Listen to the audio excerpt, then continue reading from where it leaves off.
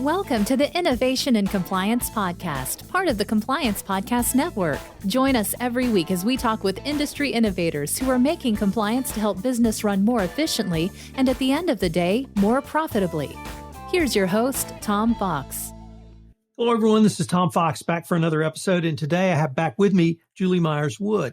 She was on a prior podcast, and I certainly remember at the end where I said, as we go further into COVID-19 and coronavirus, I might call upon you again. I've called upon you again because we're in a very different place. And as you know, Julie, this podcast is a B2B podcast.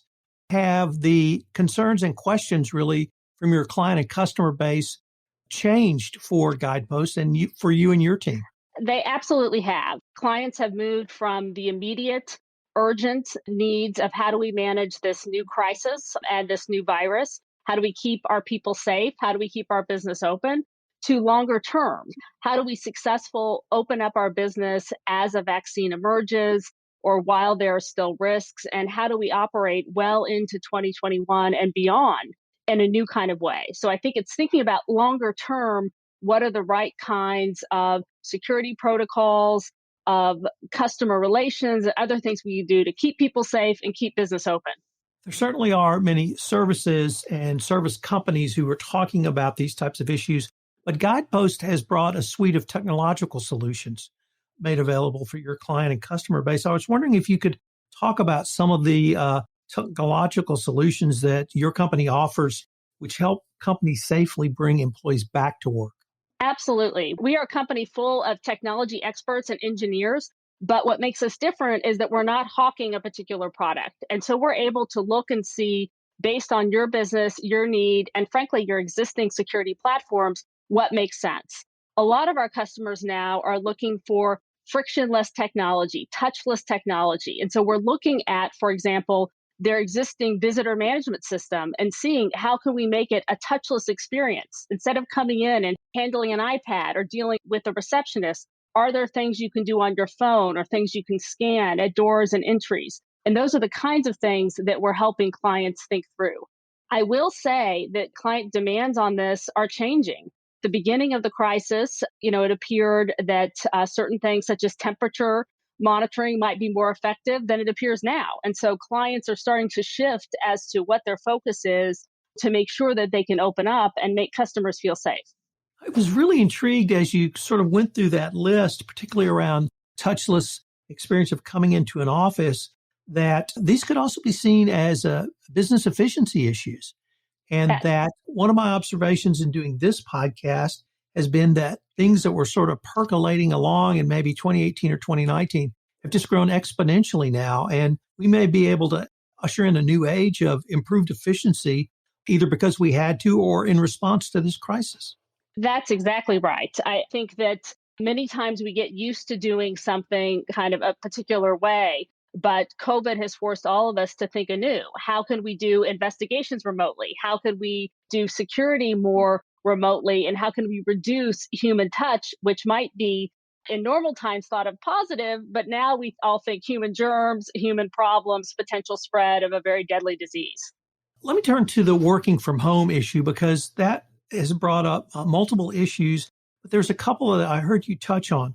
Number one was obviously the cybersecurity issue of working from home and hardening up all of those connections. But also you mentioned the physical touch, or I would say the human interaction that we might have at the office that we don't have at home. So how do you counsel clients around what appears to be divergent interest around the working from home, or is it simply just two skill sets that you need to train on? I think it is two skill sets that you need to train on. And you also need to see what folks at your company are comfortable with. What types of interactions do they like virtually? I think there's been a lot of talk about Zoom fatigue, certainly at the beginning. There were a lot of Zoom happy hours and Zoom play dates, and then everyone was tired of that. They were kind of moving on to the next phase. I think it's the same thing in security. You think about what's going to be effective. Where do we have our guard down when we're working at home? What are the ways that the hackers or the bad guys or others will try to get us to click on something that we shouldn't? And how can we target new campaigns that will be effective for those working at home to avoid problems? You mentioned risk assessments, and I know you guys really specialize in investigation. So I wanted to see if I could maybe have a bit of a conversation around how are you, Guideposts, doing investigations, but other projects that typically were done on site, such as a risk assessment, or how are you helping clients kind of work through those issues? It is very challenging. I won't deny that. We were supposed to start working with a bank in Italy in March. And given all the European privacy issues and the pandemic, we couldn't go over to Italy. And yet they couldn't send all the data over to us. And so we had to find a substitute team that could work on the ground in Italy. They were actually from the UK. They almost got stuck in Italy because the UK rules changed. And so you have to think anew about what kind of testing will do the job, what kind of interviews can you do via Zoom, and how can you get the same level of assurance if possible. Now, that was a friendly job working with that bank. When you're in an investigation, when someone at a particular company is being looked at for sexual harassment or other sorts of problems, it can be very difficult when it's done virtually, which it has to be in many cases. The most important thing I would recommend is to prepare ahead of time and think of all the potential obstacles that a hostile witness might throw at you and how can you be prepared to meet those. And by way of example, I would think of translators. We recently had an instance where we needed to interview someone on a sexual harassment issue, and we were about an hour through the interview when the individual claimed he couldn't understand, he didn't speak English well enough to continue the interview. We had a translator available, so we were able to continue the interview.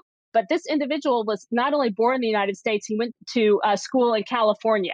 So his English was quite good to get into the UC schools, but he didn't want to talk to us. And so that is what he said, and that's what we had to deal with. And if we didn't have a translator available, he definitely could have used that to put off the interview or stop talking. Let me ask a question that would either touch on your leadership style or perhaps even the culture at Guidepost.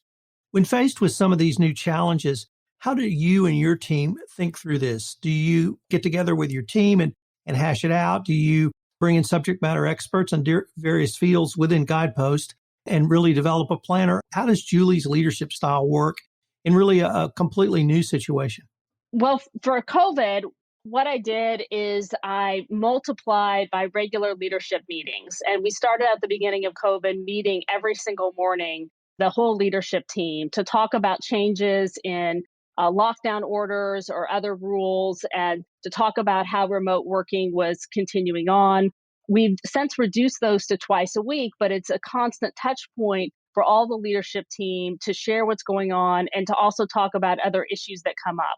We've also expanded our company-wide all hands call into a video call where we're doing other presentations and trying to connect with individuals kind of during that time. We brought in outside experts, of course, as well to provide input onto various policies and things we should be doing and changing. The other thing that I think that we've done at Guidepost that's really been a focus for us, and I think has brought us more together as a company during this crisis, is we've really been focusing, as many are, on diversity and inclusion. And, I know we were all taken aback by the events surrounding George Floyd, the racism, the horrible police brutality, which troubles so much of us who are former law enforcement. And we wanted to work as a company on diversity and inclusion initiatives. And I think that's really brought together people at various levels of our company in a new way, in a great way. And we've been able to do that even virtually.